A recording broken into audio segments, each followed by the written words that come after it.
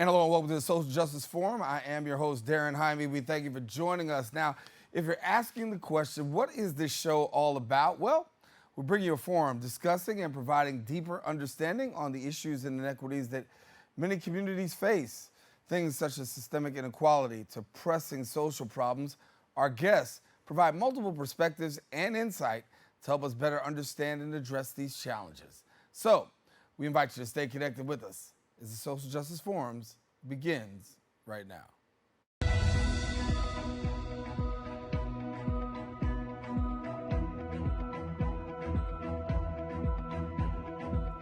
And welcome back. For more than 125 years, Clinton College has remained dedicated to its vital mission of delivering a quality and affordable education to the most underserved students and offering a holistic, culturally adept curriculum. Guided by dedicated instructors, the college empowers its students not only to succeed, but also to excel in scholarship, leadership, and engagement. Joining us now to share their point of view, I am joined by the president of Clinton College, Dr. Lester A. McCorn. And Dr. McCorn, good to have you. Hey, Brother Jaime, how are you, sir? It's good to be with you. Glad to be with you, man, and glad to have you share with us. We're talking about HBCUs, and as we're talking about HBCUs, I had on the show last week somebody who talked about the area of social justice and talked about, we'll get to that later on, about education and how African Americans and the communities of color are faring. But I want to talk to you about, first of all, your beautiful college, Clinton College, and we want to thank you for sharing with us. And for somebody who doesn't know where you guys are located, tell us where you are. Well, thank you. Clinton College is located in Rock Hill, South Carolina, which was, back in the day, sort of a sleepy rural town in South Carolina. It now is a booming suburb of Charlotte, North Carolina, which is about 20 miles north of us. Yeah, and you're not too far away, so not too far away from the Queen City of Charlotte. But talk to me about your school, because as we look right now, education seems to have had its challenges in terms of enrollment, but more and more people are actually moving to HBCUs. Tell us about what you're finding. Yeah, that's true. I think we're finding now that as our society is changing, the need for diversity in all of its forms is becoming more and more important. And there seems to be sort of a resurgence, a renaissance, if you will, in historically Black colleges and universities, which, as you know, have been around forever. These schools were founded over 150 years ago, the oldest of the HBCUs. And as you've already mentioned, Clinton has been around for almost 130 years. And our education is so vitally important because it is not just academic. HBCUs do a really good job at social mobility and leadership development.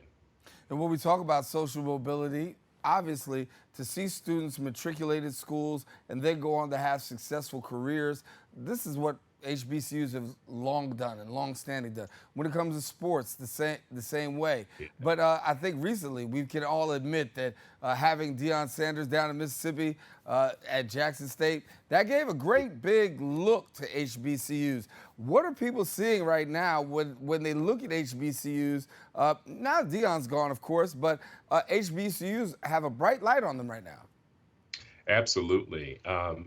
Especially when you consider some very prominent people who are in key positions. The Vice President of the United States, Kamala Harris, is a proud alumna of Howard University.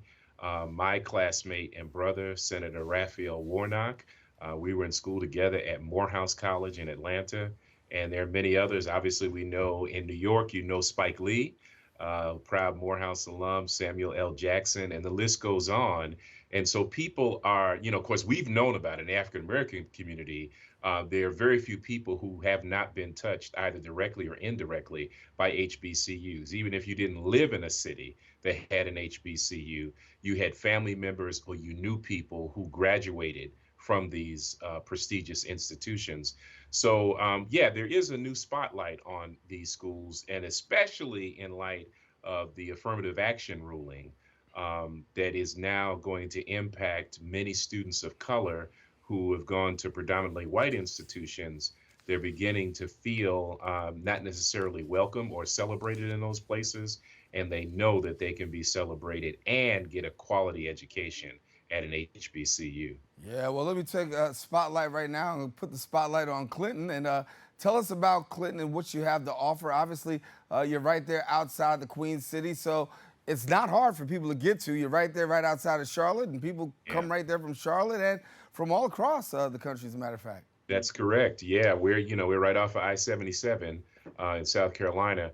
Clinton College is a really special place. It didn't take long for me to fall in love with this school. I've known about Clinton for a long time because I'm an AME Zion preacher, and it's one of our schools. It was a junior college for most of its history.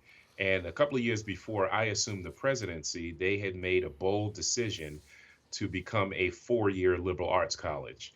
And so when I arrived, I kind of pushed them all the way in to that and began adding degree programs, not just to be adding programs, but finding programs that were relevant, that would meet the demands of the marketplace and prepare our students to be successful in all arenas of life. And right now, I'm really excited, Pastor Jaime, about our new nursing program. We've been approved for a Bachelor of Science in Nursing uh, in South Carolina, and we've already seen an amazing uptick in applications. We're admitting our first cohort this year. We're going to start with a cohort of 24 students so that they can get one-on-one attention and quality education. The students, of course, will come in as biology students slash pre-nursing, and by their junior year, they will have to apply to be into the nursing program, which will have some extra requirements. And then we're starting a cybersecurity bachelor's degree. So we've turned our library into a digital library in Learning Commons. It's probably the hottest space on campus right now. New furniture, new spaces for learning and interaction. And we're turning our computer lab into a cybersecurity lab. And you know how popular cybersecurity is right now. So we'll have students who will get training, certification, degrees, and hopefully gainful employment in the cybersecurity arena. What does it mean for students to be able to attend the HBCUs such as at Clinton College? Because when I look and I hear about nursing and I hear about nursing schools, we could go to other educational institutions and that classroom size can have a tendency of being a little bit larger. But when we talk That's about being right at HBCU, smaller class size, and for a smaller class size, there has to be some advantages to that. Oh, it's a great advantage. Our teacher to student ratio is probably 12 to 1, and in some classes it's even less than that. And yes, as you're alluding to, this makes a major difference in the quality of education that a student would receive. At HBCUs, your professors are not just academics, they're mentors. They're in many ways like mothers and fathers and aunts and uncles to these students. HBCUs really are villages. And for our students who are coming into an environment that can be very overwhelming and intimidating, it's important to have that personal touch that HBCUs provide. I can say for myself, I'm a poor kid from the projects of Worcester, Massachusetts, who got into Morehouse on a wing and a prayer. And it changed the entire trajectory of my life. I actually was homeless for many of my high school years. We went from pillar to post. And I tell the story often. I went from no house to Morehouse. And what that did for me is invaluable. I wouldn't be where I am today if it hadn't been for that Morehouse experience. And that's what HBCUs do for our students. So, in addition to having the academics, you also have the athletic portion. And I think sometimes students, when they want to make a decision about going to school, academics is definitely there, but we also know how real it is. Athletics plays an important part. I know Clinton College has seen a resurgence in their athletic department. Yes, sir. Thank you for giving me a chance to brag on my Golden Bears.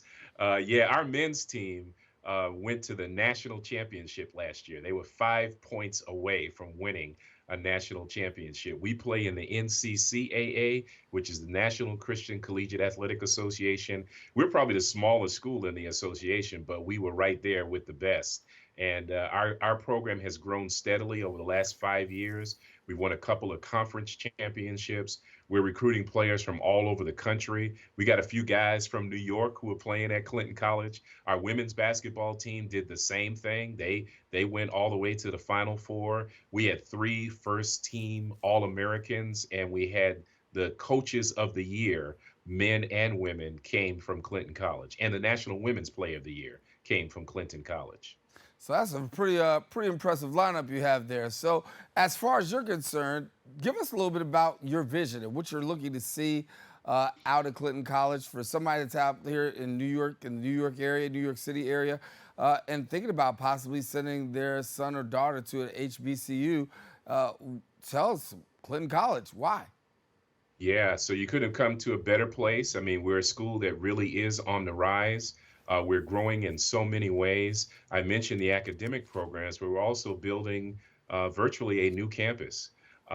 We just completed the construction of an academic center for excellence, which houses our new nursing program. I mentioned the library. We're getting ready to build new residence halls. We're becoming what's known as a work college, which is really exciting for our young people. A work college gives you an opportunity to gain professional skills while a student that will in turn pay for your college education. The average student who graduates from a work college leaves school with less than $10,000 in student loan debt. That's a game changer. And as we talk about social mobility, one of the biggest deterrents for our young people is the cost of higher education. We are affordable. You could attend Clinton College right now, tuition, room, and board for $21,000 a year. And for a private school education, that's one of the best in the country. Amazing.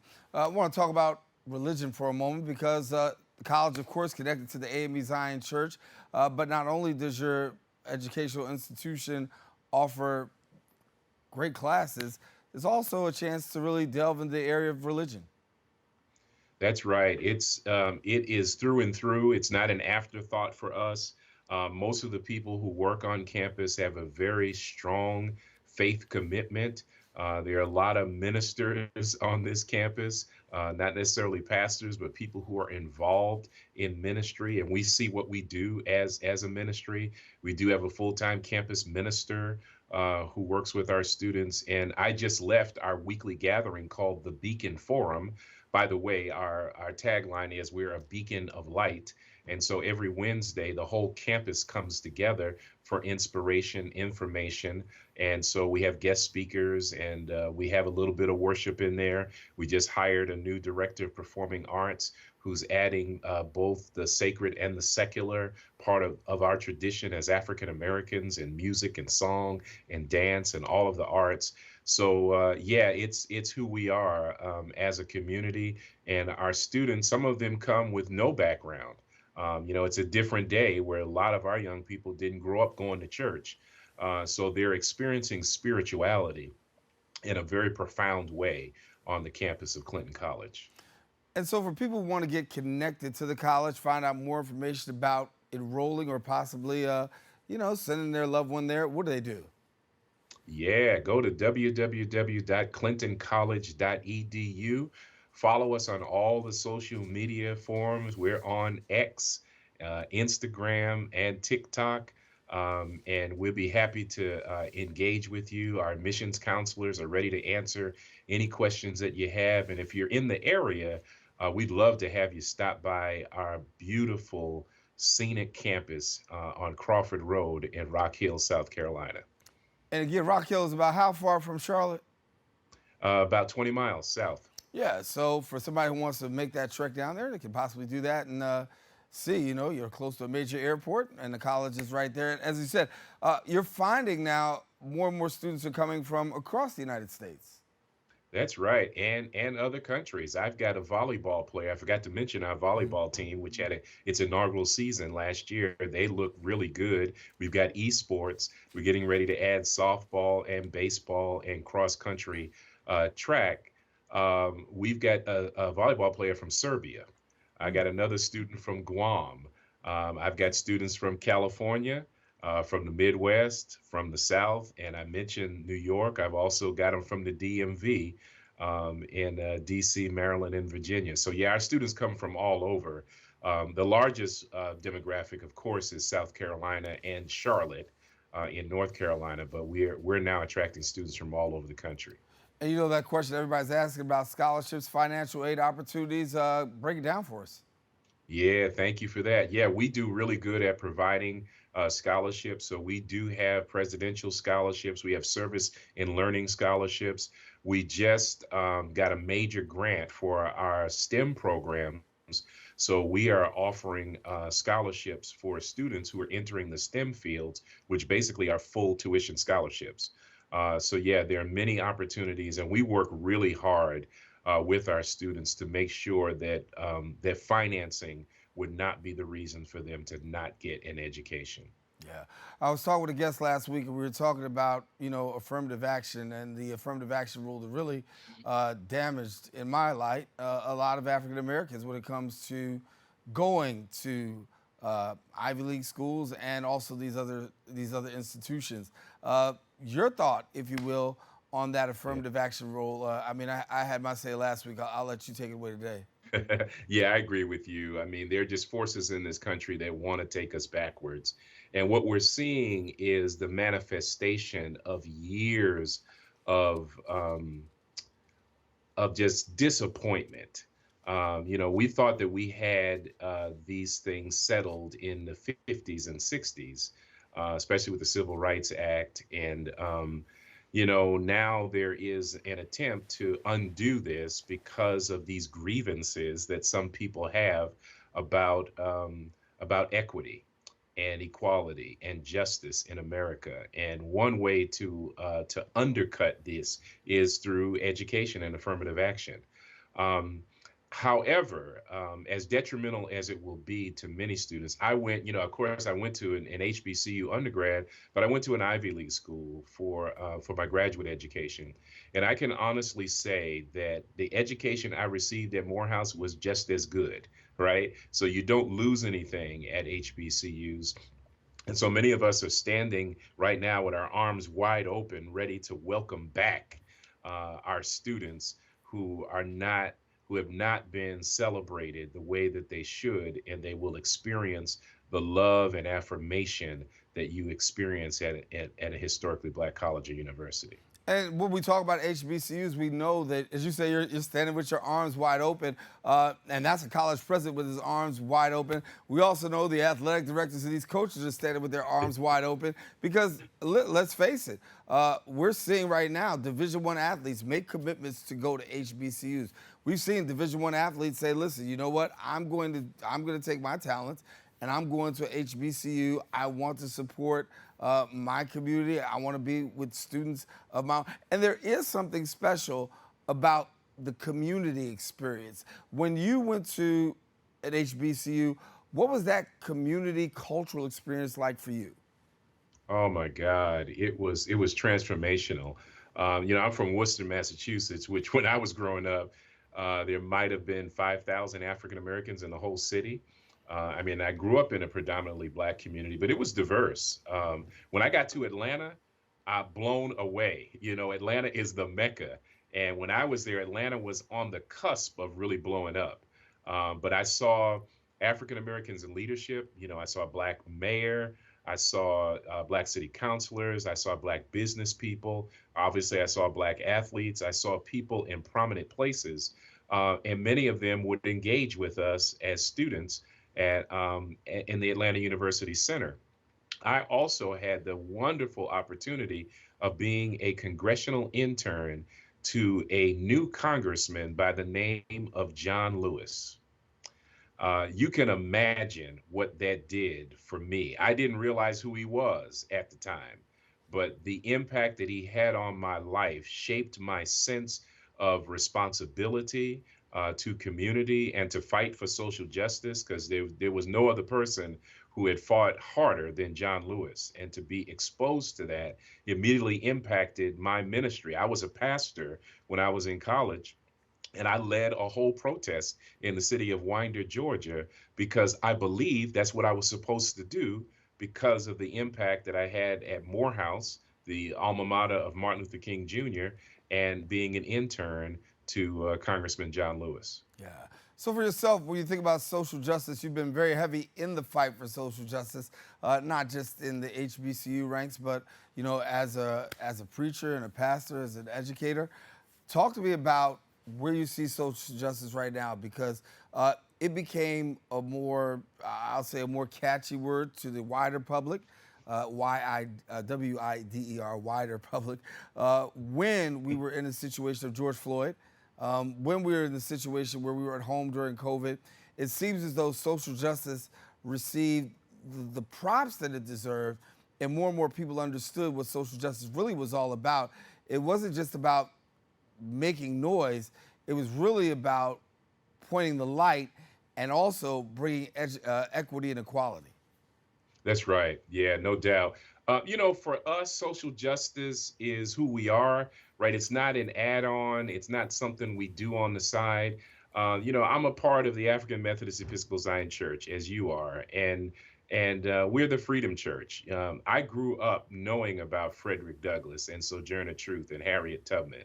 My first oration as a young person was Martin Luther King's "I Have a Dream" speech, who married in AME Zionite, by the way, Coretta Scott King. Coretta Scott grew up in the AME Zion Church in Marion, Alabama. And so the Black church tradition has taught us, and there's a through line of the Black social gospel from the very beginning to the present. I am concerned that many churches did begin to become more focused on the prosperity gospel and more concerned about consumerism and materialism, and forgot about the real meaning of the fight. The fight for us was not so that we could have a cash, a crib, and cars. It really was about including the entire community, lifting everyone up. So it was my responsibility when I get my education and when I advance is to go back and lift other people up, but also to remove the impediments that keep people from going to the next level, systemic injustices and inequalities. And the gospel has a lot to say about that.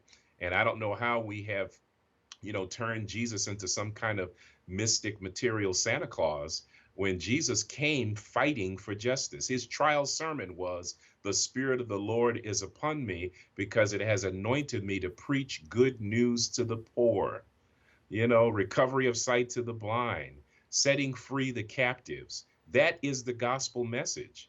And we have to understand that. Now, to your point about the wider community finally waking up to it, it was kind of faddish because we see now 3 years later, we're going right back. Businesses, corporations that made promises, pouring money into equity programs, they're now pulling it back.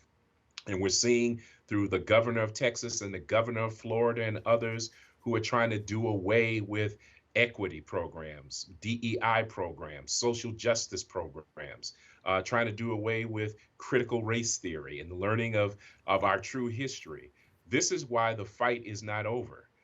We've got to fight even more to educate our people and then demand that the greater society do what it should do in terms of its claims of justice and liberty for all. Yeah. Tell me, as a president, when you look at your students and you see what's going on, how engaged are they in that social construct of dealing with social justice and being action-oriented, community service-oriented? Because if we listen to certain people, they'll paint a picture as though this isn't something the kids and young adults are interested in. But when I've spent time on campuses, I'm seeing a lot who are highly engaged when it comes to the area of social justice and social influence. Yeah, I agree with you. I think because they have access to so much more information, they do have a better sense of what's going on in our country than maybe we did or even previous generations. We have access because of the internet and all of the information that is available. You have to discern and decipher what's true, what's legitimate, which is why I think education is so important. I mean, you need some people to help break that information down for you. But once students' consciences are pricked, they usually are motivated to do something about it. When we know that, I mean, the civil rights movement would not have happened without young people, right? Right. So I think now in this new leg of the race, Black Lives Matter, whatever you want to call it, our young people have to be supported and undergirded. I'm at the point in my life now where I'm moving out of the way. You know, I want to be a mentor. I want to be a supporter and a cheerleader to the young people. And I tell them all the time that the time is now and they are the people to lead this next movement. So I'm encouraging them not to be so enamored again with materialism and consumerism and understand our African roots, the Ubuntu philosophy that says, I am because we are, and since we are, therefore I am. I have a responsibility to lift the entire village. Yeah. So again, before we get out of here, I want to give people an opportunity to know a little bit more about Clinton College. We spoke about it earlier on in the show. But for somebody who's out there watching right now and saying, listen, you know what, I've heard this man, and yeah, I want to hear more about the educational institution.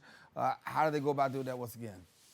Yeah, once again, check us out at clintoncollege.edu and all of our social media platforms. We're on X, we're on Instagram, we're on Facebook, we're on TikTok. Check us out. You'll see our admissions counselors out there. Interact with us. We'll be happy to answer any questions. And as I mentioned earlier, I'd love to have you come visit our beautiful scenic campus in Rock Hill, South Carolina, just 20 miles south of downtown Charlotte, North Carolina.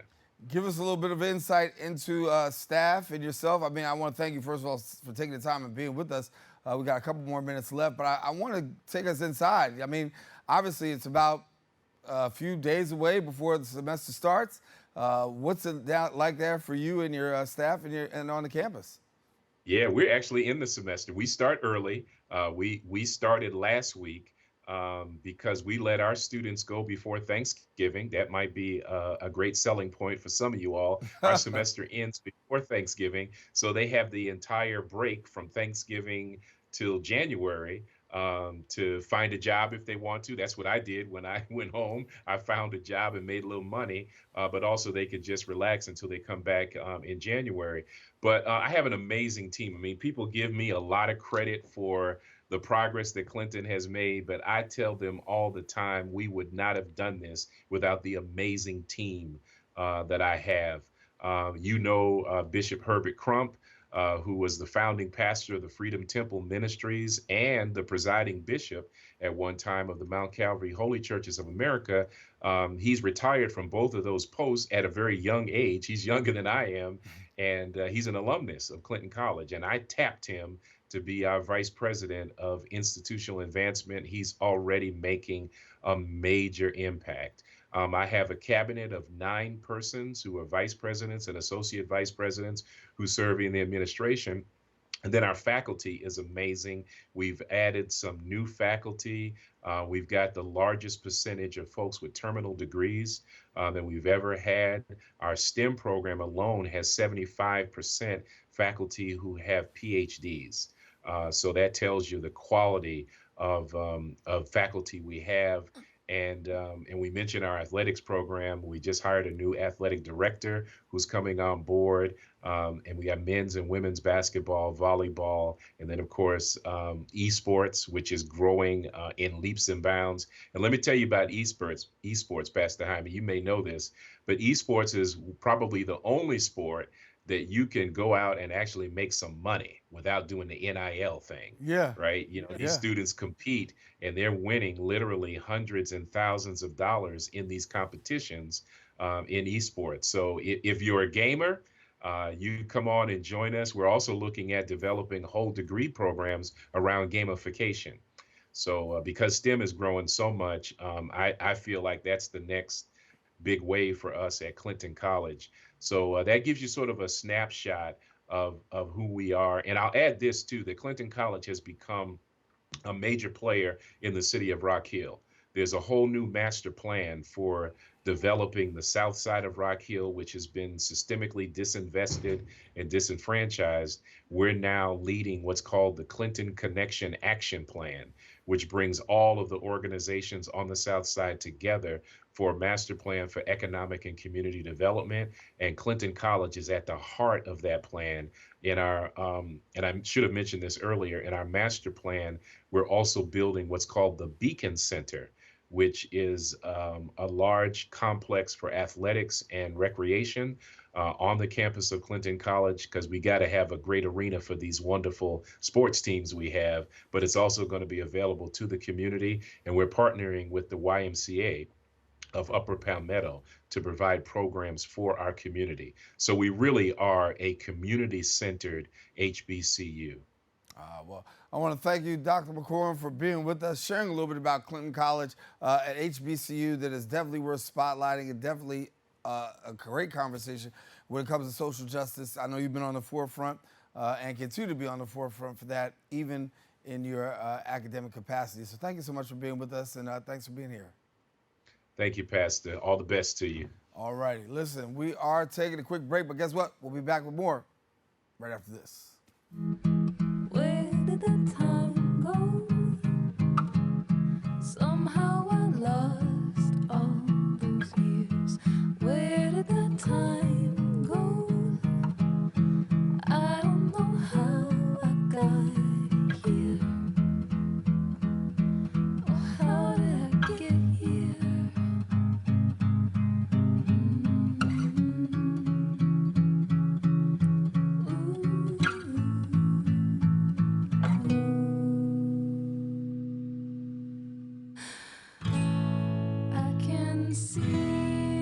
You've done the hard part. You quit smoking. Now do the easy part and get scanned for lung cancer. If you smoked, you may still be at risk, but early detection could save your life. Talk to your doctor and learn more at savedbythescan.org. We all know what it's like to feel alone. But it just takes one new connection. Want to get out of here? To empower many. This is unbelievable. It doesn't take a superhero to bring forces together. We all have the power to reach out Let's go! and help someone feel like they belong. Pretty cool, huh? We are stronger together.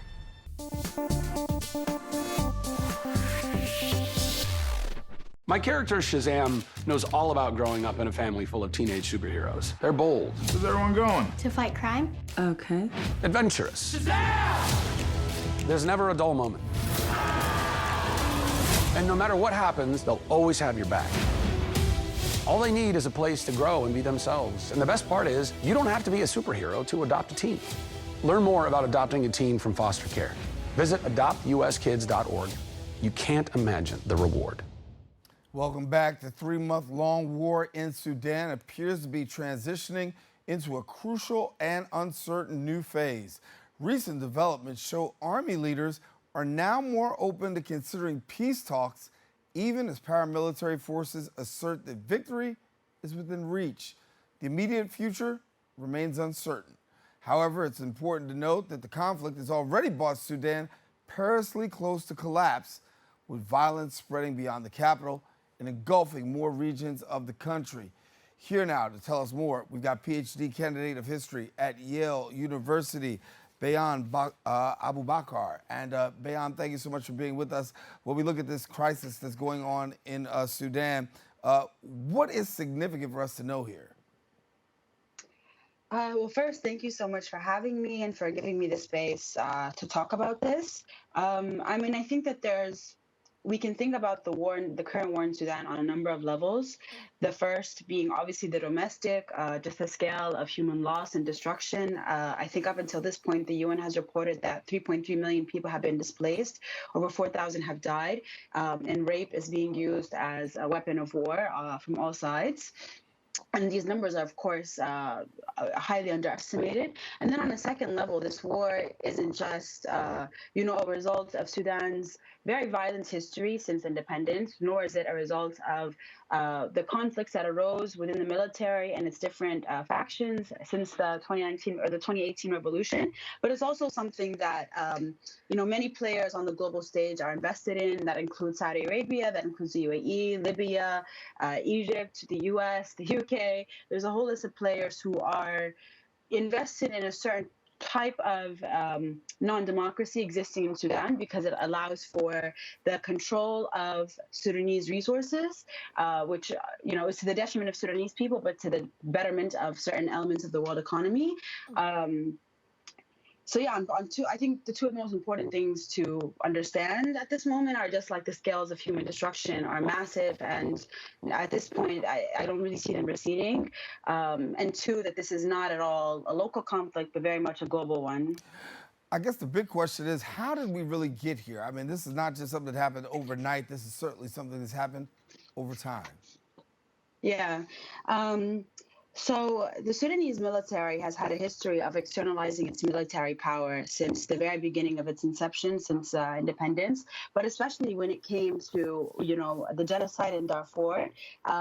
So the war in Darfur, the genocide in Darfur began because certain non-Arab farmers were protesting against the government's marginalization of them. The government couldn't respond by just sending out the military. It didn't have that sort of manpower. So it empowered or externalized military power to militias that were already armed, Arab people who are racialized as Arabs, who are nomads, who already had various conflicts over land and resources with these groups that were protesting against the government. So over the past 20 years, this was a group that came to be known as the Janjaweeds. They grew to have more power, more control over the West's very rich resources, including gold. And then in 2017, the Janjaweed were formally incorporated into the military as the rapid support forces, as a part of the military and as a part of the state. Even our former president Omar al-Bashir called Hemeti, who was a leader of the RSF, as his protector. So over time, you had these two sort of dominant factions of the military rise up to the military having its own eminent place, and then the RSF slowly gaining power over time. Then with the war in Yemen, which should really be called the genocide in Yemen, which was funded and orchestrated by the Saudi Arabian and the Emirati government, a lot of the soldiers that were on the ground in Yemen were actually hired mercenaries from the Janjaweed, and they were exploiting the conflict in Darfur, giving cash in dollars to men or boys as young as 15 years old. The New York Times reported, to go serve the war in Yemen, and so this chain of resources, this chain of money, as well as Hemeti's growing ties to Russia, to the Wagner Group, to sending gold to Saudi Arabia, to the UAE, only gave the RSF more of a powerful position in the military, and also one that was independent of the military itself. And so with the revolution, when the people, fought for democracy, initially we had thought we had made an inroads, but then of course, the military came in and they led, they did a massacre on June 3rd of 2019, which sort of ended the path towards democracy. At that point, it was decided that we would have a transitional government that would be made up of civilians and the military being incorporated of elements of the former military and the RSF, and civilian government made up of the prime minister and his cabinet.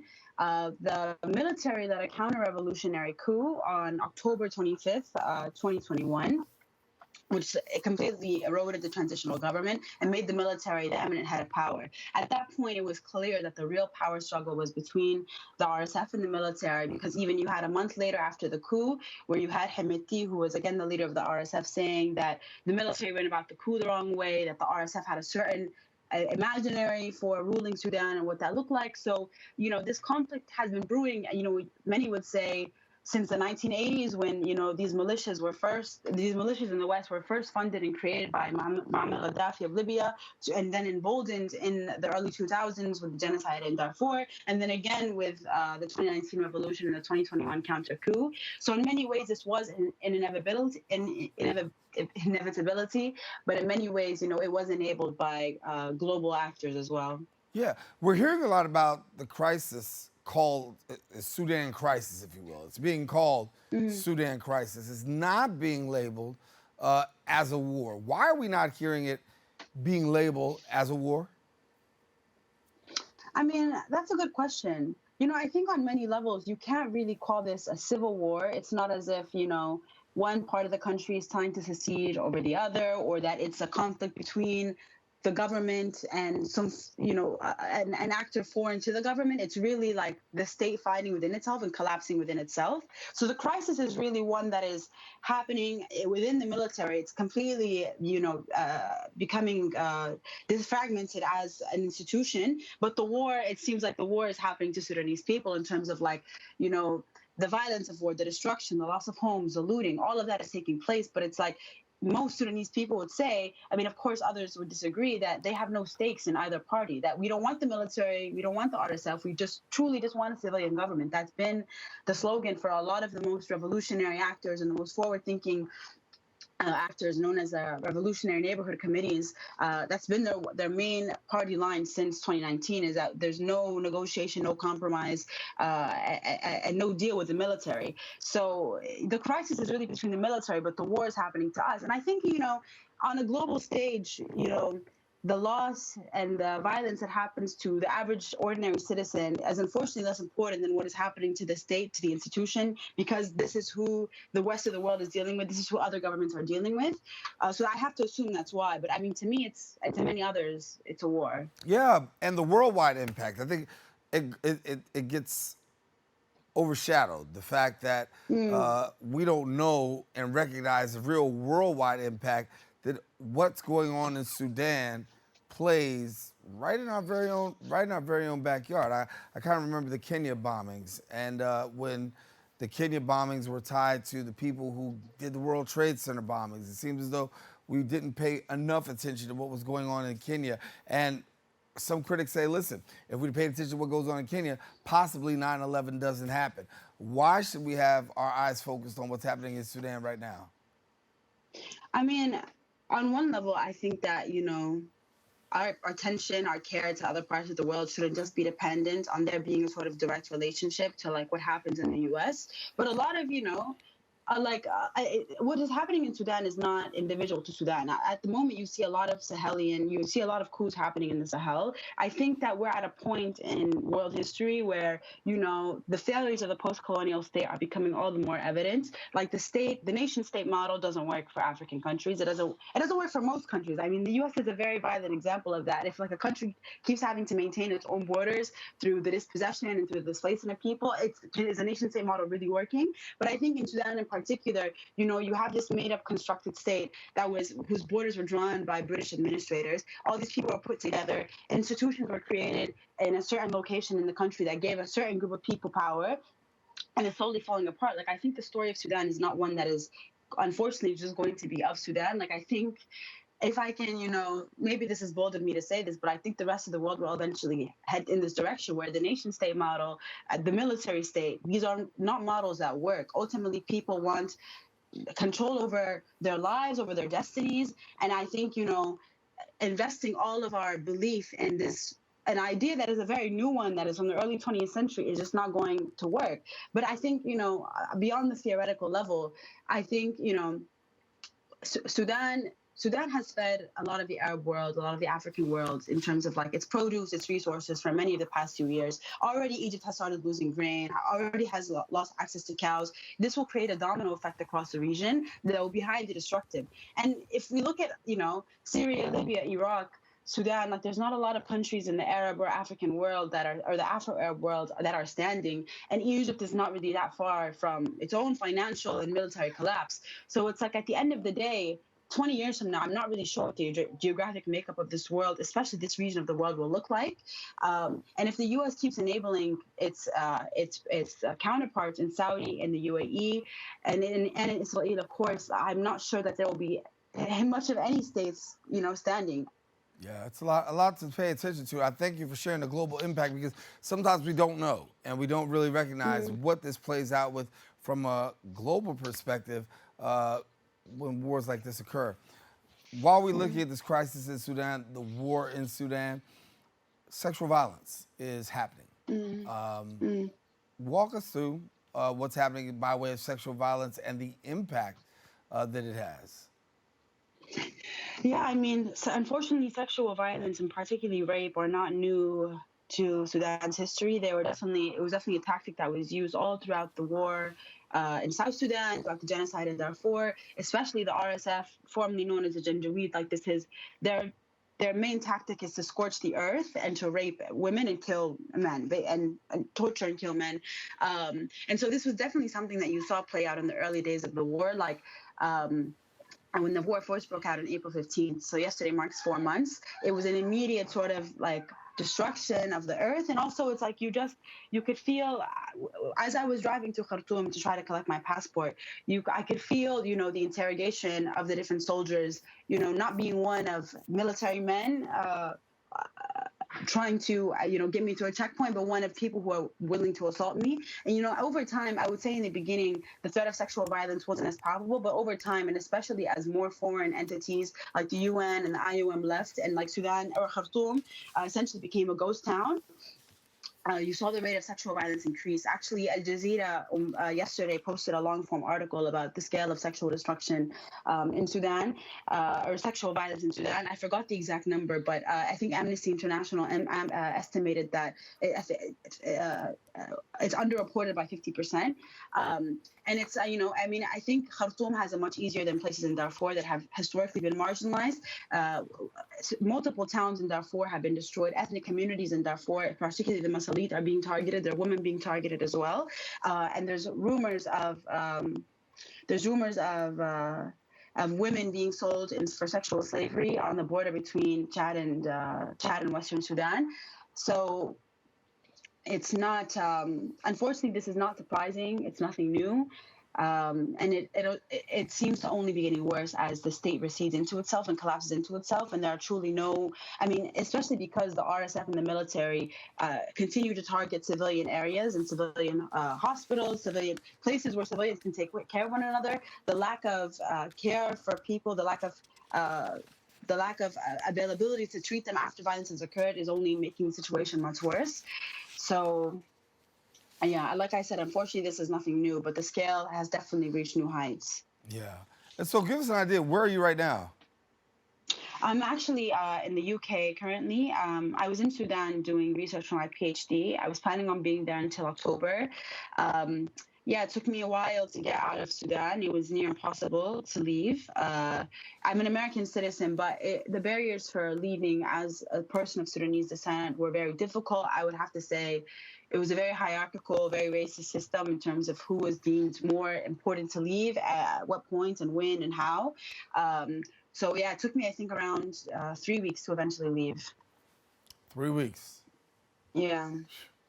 Well, we're glad you made it out. Talk to me about where you are right now. Obviously, you're continuing to inform the world and also everybody that you can about the crisis that's going on in Sudan. Recently, you had an article that was published, and it was in the New York Times. Give us a little bit about your Times article and what subsequently happened after that.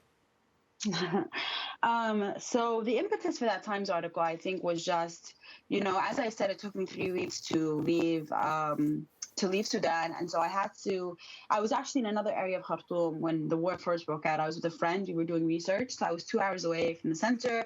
I wasn't able to get back to Khartoum until 4 days into the war, because we left on the day that the first ceasefire was announced. Of course, at this point, 20 ceasefires have been announced. All of them have been broken. We drove back into the city, to my friend's apartment. We realized that his friend or his roommate was kidnapped from his apartment by the RSF, so we immediately had to leave.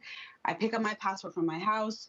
We go to Port Sudan together. My university luckily finds a way to evacuate us, but it's all contingent on us being able to get on an evacuation ferry that the Saudi Arabian government is running from eastern Sudan to Jeddah, on the eastern side of Saudi. So the first day we go to the port, the first day we get to Port Sudan, we go to the ports. It was a very insulting experience, insulting and humiliating experience. There were around like 2,000 to 3,000 people all crammed in on this one port, most of them being UN staff, because 2 days prior, the UN had taken over 50 buses from Khartoum and evacuated like 700 members of their staff to Port Sudan to eventually leave through the ferry, so which caused a gas and busing crisis in Sudan as people were trying to leave to go to Egypt, most of them at least.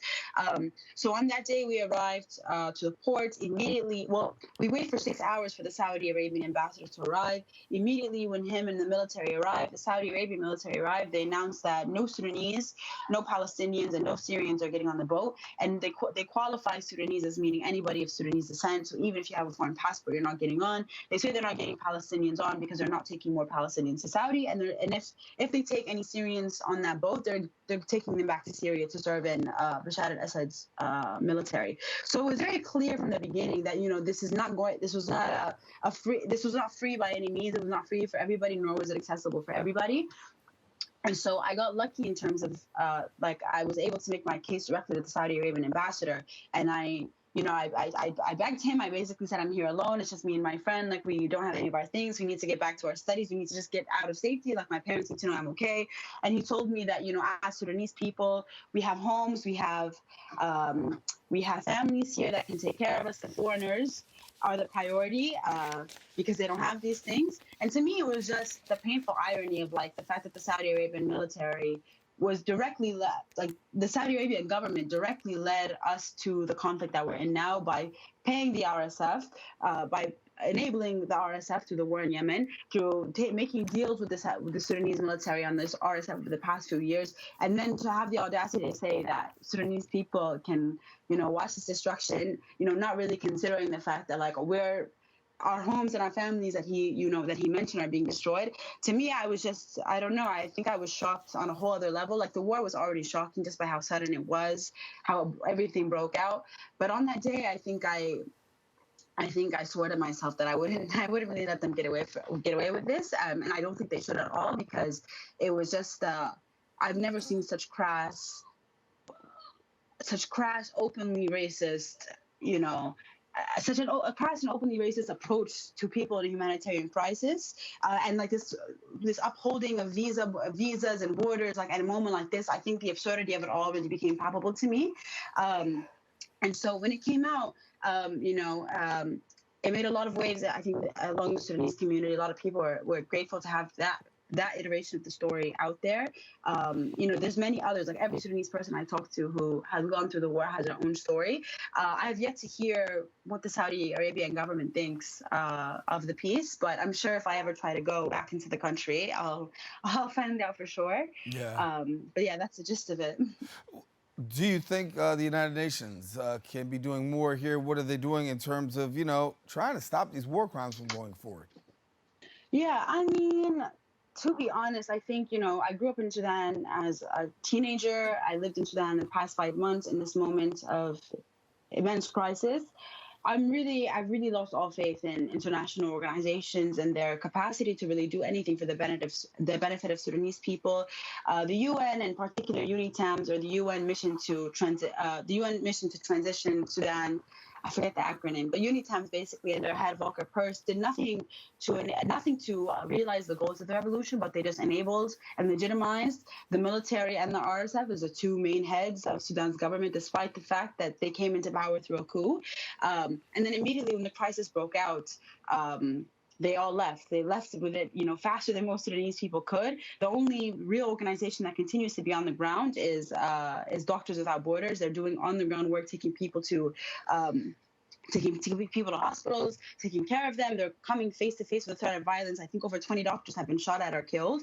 And I think beyond that, beyond the scope of actually helping Sudanese people take care of one another, there's not much that these international organizations can do, or foreign governments can do, because all they really do is, the policy aspect of trying to negotiate a sort of deal between these two violent and corrupt heads of the government. But it's like nobody wants that.